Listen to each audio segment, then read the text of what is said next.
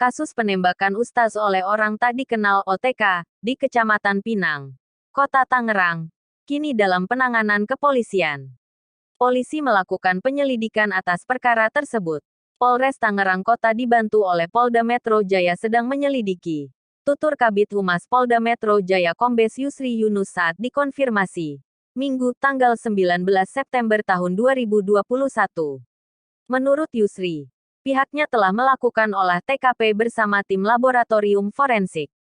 Selain itu, penyidik turut meminta sejumlah keterangan dari para saksi terkait penembakan Ustaz tersebut. Sekarang kami lagi menunggu hasil otopsi dari rumah sakit, kemudian hasil lab proyektil. Karena memang di TKP ditemukan proyektil. Kami tunggu hasil dari lab for. Jelas dia. Adapun korban berinisial A telah meninggal dunia akibat luka tembak tersebut. Dalam kesehariannya, Ustaz tersebut merupakan ketua majelis taklim di lingkungan tempat tinggalnya. Kami juga analisis CCTV di sekitar TKP. Penembakan terjadi saat keadaan sudah mulai gelap. Jam 18.30 waktu Indonesia Barat, Yusri menandaskan. Korban meninggal dunia di rumah sakit pada Sabtu, tanggal 18 September tahun 2021 malam. Semalam, inisiatif warga dibawa ke Rumah Sakit Mulia. Tapi karena pendarahan, akhirnya meninggal. Kata Ahmad Mangku, Ketua RW 05 tempat kejadian penembakan Ustaz itu. Ciri pelaku. Lalu, karena kepentingan autopsi, jenazah korban penembakan yang diketahui bernama Arman dan akrab disapa Ustaz Alex itu dipindahkan ke kamar jenazah RSUD Kabupaten Tangerang. Menurut Ahmad, korban ditembak di bagian pinggang kanan, tembus ke pinggang kiri. Dia juga melihat peluru tembus mengenai pintu. Makanya saya lihat pelurunya. Tadi sudah diamankan polisi, kata dia. Seorang ustaz di Tangerang ditembak orang tidak dikenal yang mengenakan jaket ojek online. Saat kejadian, korban baru saja pulang dari menunaikan salat maghrib di masjid. Hingga kini, polisi belum memberikan keterangan terkait kejadian tersebut.